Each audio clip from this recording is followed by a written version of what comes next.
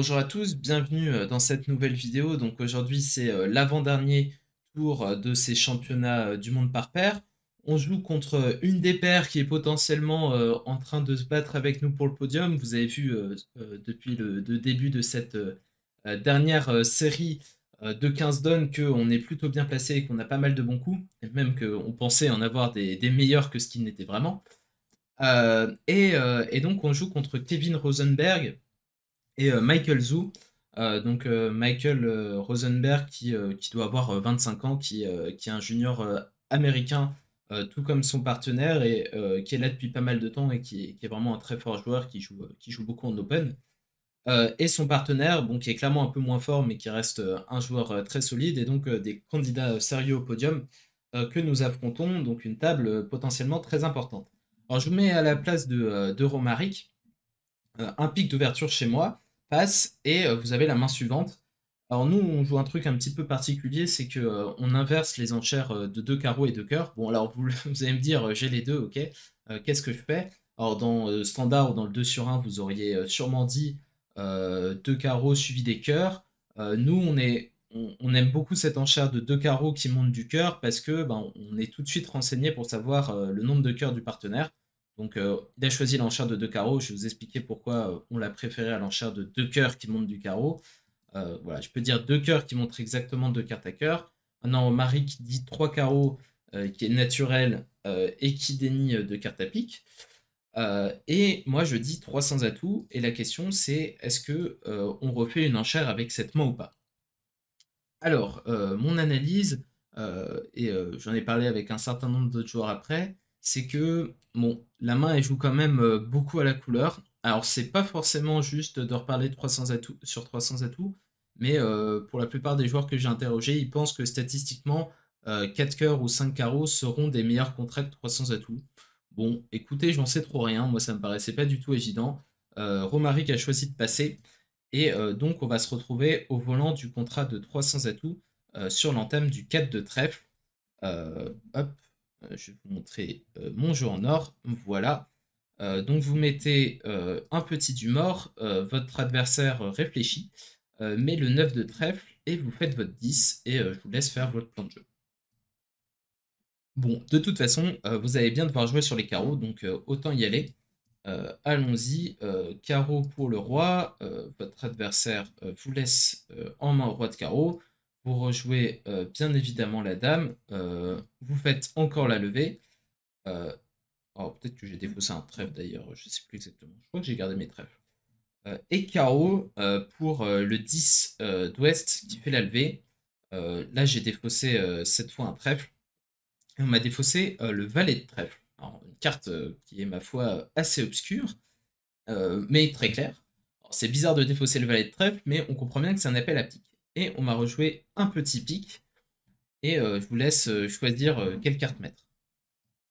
Bon, celui qui appelle comme une brute à pique en défaussant le valet de trèfle alors que c'est une carte utile, franchement, si vous mettez le roi, c'est un peu Texas Suicide.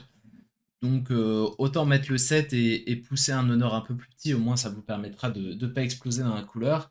Alors votre adversaire gagne du valet, vous défaussez un cœur du mort, et il vous rejoue cœur.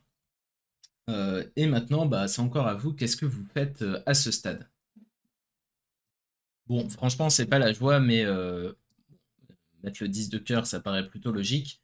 Ça pousse à la dame, vous jouerez le roi de trèfle, et votre adversaire de gauche met l'as pour une défausse d'un pic de l'autre côté. Alors, j'étais assez surpris sur le coup parce que bah, il avait clairement réfléchi 20 secondes à l'entame avant de fournir son œuf de trèfle qui était sec. Je reviendrai là-dessus juste après.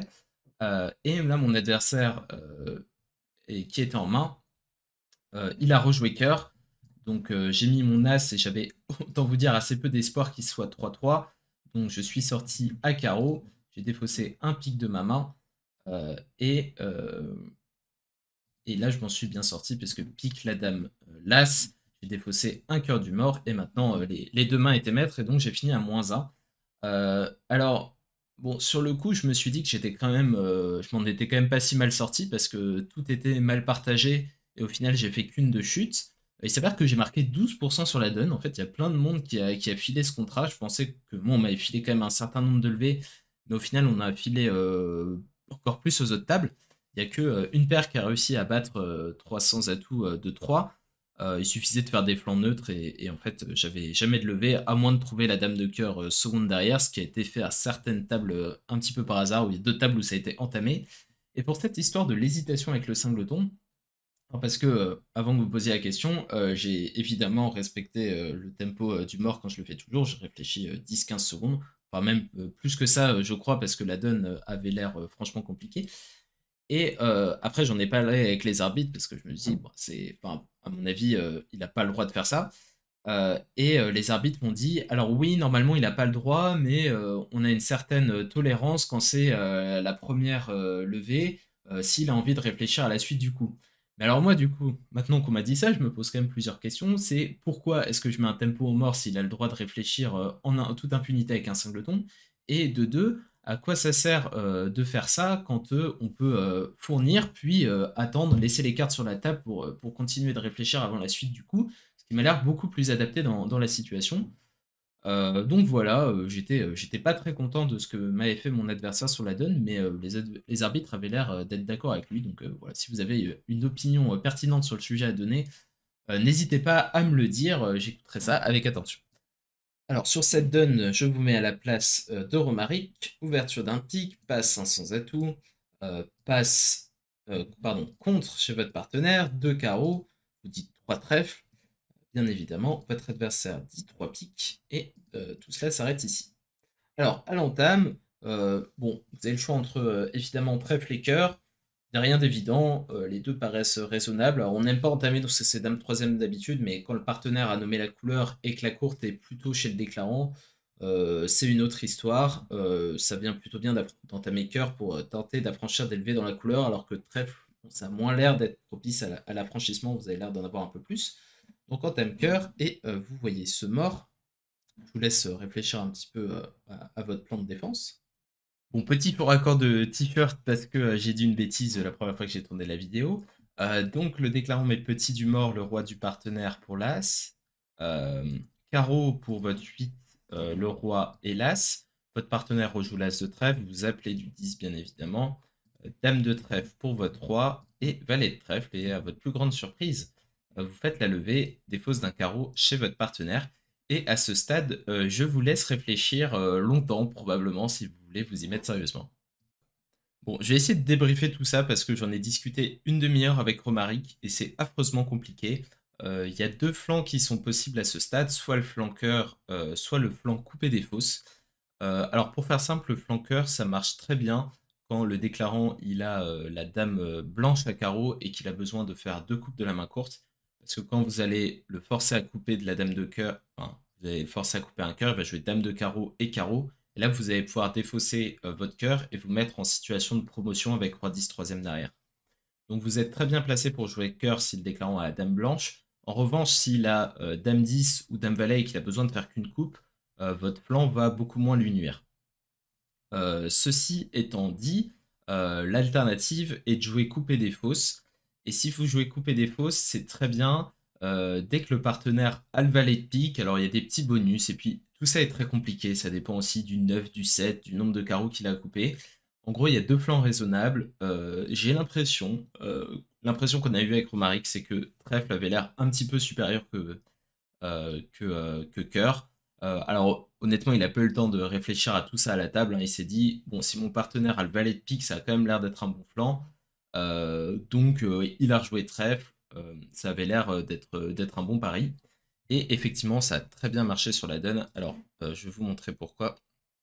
On va montrer les jeux. C'est pas celui-là. Le jeu de Ouest. Ah, j'arrive pas. Voilà, c'est bon. Retour du 4 de trèfle donc, et là il a défaussé je sais pas quoi du mort, j'ai coupé du valet de pique, il a surcoupé de l'as, et là il était obligé d'avoir 2 perdantes à pique qu'il n'avait pas à l'origine, parce que j'ai le 9.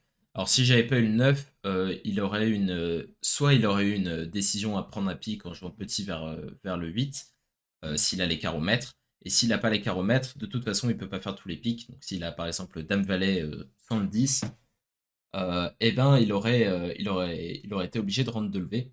Donc voilà, c'était extrêmement compliqué. Romaric a fait un très bon flanc. Alors, petit commentaire sur le jeu du déclarant. En fait, le déclarant, il voulait pas toucher au pic lui-même, il essayait de jouer ses carreaux pour forcer à couper devant et ainsi se passer d'une décision à prendre à l'atout en jouant le roi second à se demander s'il devait jouer le roi second arrière. Son but c'était juste de jouer les carreaux et quand on lui coupe, il peut surcouper et jouer as de pique et voir ce qui se passe.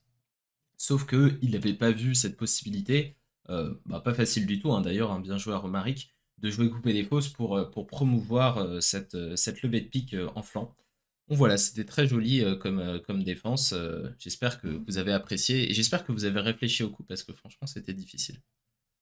Bon alors sur cette done et done, je vais aller vite parce que la vidéo est déjà longue. C'était pas passionnant, nos adversaires sont arrivés à 4 piques après 7 séquences il me semble, donc je crois que c'était 3 trèfles, passe 3 piques, passe 4 piques, et ils ont fait les 10 levées qui leur étaient dues.